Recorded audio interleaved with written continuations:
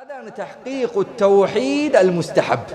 തൗഹീദിന്റെ സുന്നത്തായ പദവി, മുസ്തഹബായ പദവി, ഐച്ഛികമായ തൗഹീദ് എന്ന് വേണമെങ്കിൽ പറയാം. തൗഹീദിന് അടിത്തറയുണ്ട്, നിർബന്ധമായ ഭാഗമുണ്ട്, ഇനി സുന്നത്തായ പദവിയുണ്ട്.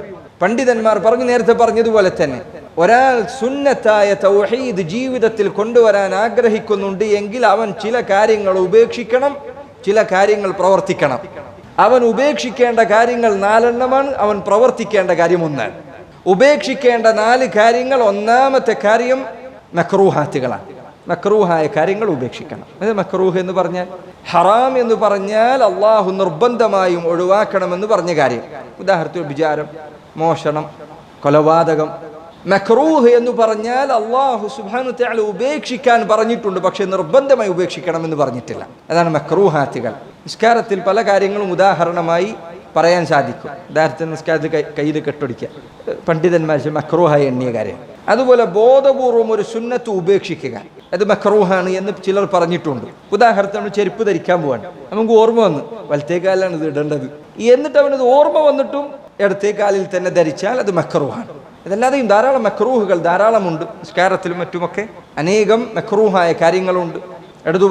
വലതുഭാഗത്തേക്ക് തുപ്പുക എന്നത്, ഇങ്ങനെ പല കാര്യങ്ങൾ മക്രൂഹായ കാര്യങ്ങളുണ്ട്. ഒരാൾ സുന്നത്തായ തൗഹീദ് പൂർത്തീകരിക്കാൻ ആഗ്രഹിക്കുന്നു എങ്കിൽ അവൻ മക്രൂഹ് ഉപേക്ഷിക്കണം.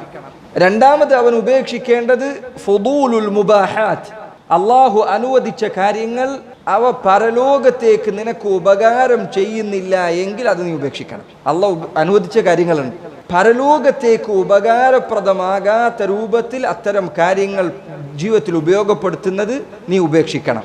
ഉദാഹരണത്തിന് അള്ളാഹു ഭക്ഷണം അനുവദിച്ചിട്ടുണ്ട്, കുറേ തിന്നാന്നുള്ളതോ അത് ഒഴിവാക്കണം.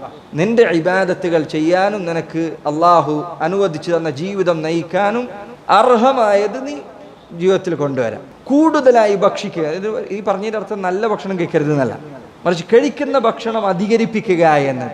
ഉറക്കം അള്ളാഹു അനുവദിച്ചെന്ന കാര്യമാണ്, കുറേ ഉറങ്ങുക എന്നുള്ളത് ഒഴിവാക്കേണ്ടത്. അതുപോലെ തന്നെ സംസാരം അള്ളാഹു അനുവദിച്ചതാണ്, അനുവദിച്ച കാര്യം വെറുതെ വർത്തമാനം പറഞ്ഞിരിക്കുക. ചില ആൾക്കാർ രാവിലെ ചായക്കടയിൽ അങ്ങ് പോയിരിക്കും, ഹറാമൊന്നായിരിക്കില്ല ചിലപ്പോൾ പറയുന്നത് ചിലപ്പോൾ അനുവദനീയമായ, പക്ഷെ ഇതെന്നെ ഇങ്ങനെ സംസാരിച്ചുകൊണ്ടേയിരിക്കുക.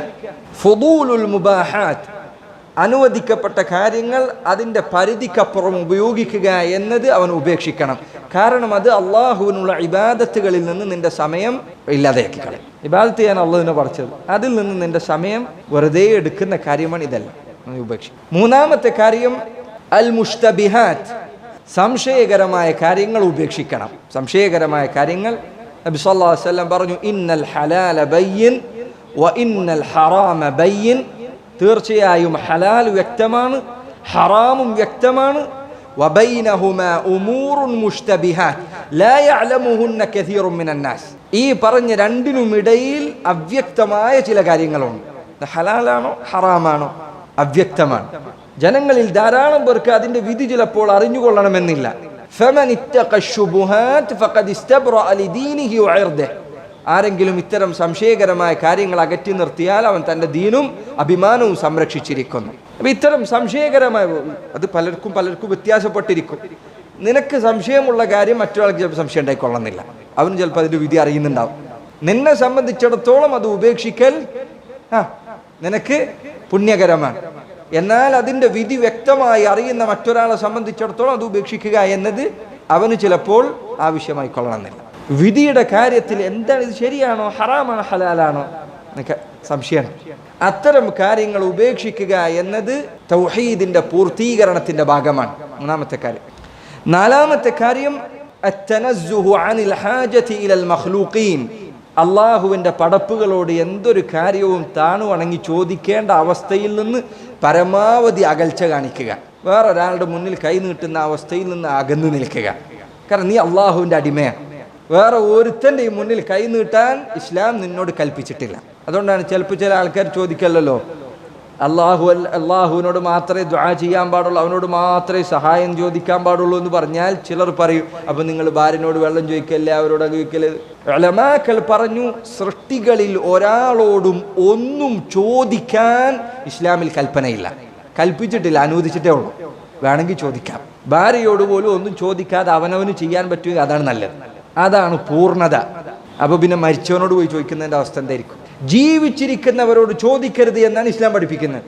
സാധിക്കുമെങ്കിൽ പരമാവധി മൻ ഇസ്തഗ്ന അഗ്നാഹുല്ലാഹ്, ആരെങ്കിലും ധന്യത പുലർത്തിയാൽ, അള്ളാഹുവിൽ ധന്യത കണ്ടെത്തിയാൽ അള്ളാഹു അവന് ധന്യത കൊടുക്കുന്നതാണ്.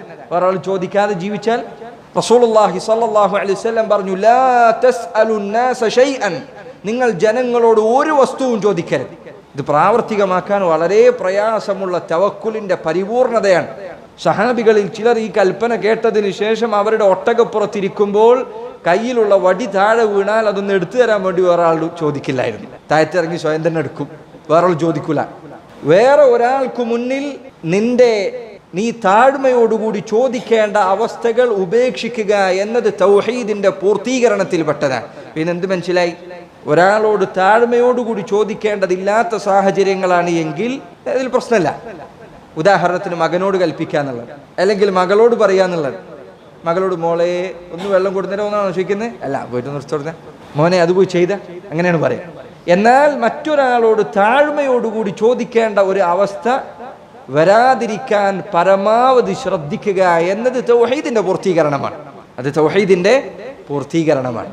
ഉപേക്ഷിക്കേണ്ട കാര്യങ്ങൾ 4 എണ്ണമാണ്. ഏതൊക്കെയാണ് പറഞ്ഞു? മക്റൂഹുകൾ, പിന്നെ ഫുദൂലുൽ മുബാഹാത്ത്, അനുവദനീയമായ കാര്യങ്ങൾ അധികരിപ്പിക്കുക എന്നത്, അൽ മുഷ്തബിഹാത്ത്, സംശയകരമായ കാര്യങ്ങൾ ഉപേക്ഷിക്കുക എന്നത്, 4ാമത്തെ കാര്യം ഇപ്പോൾ ലാസ്റ്റ് പറഞ്ഞു ജനങ്ങളോട് ചോദിക്കുക എന്നത്. ഈ 4 ഉപേക്ഷിക്കണം.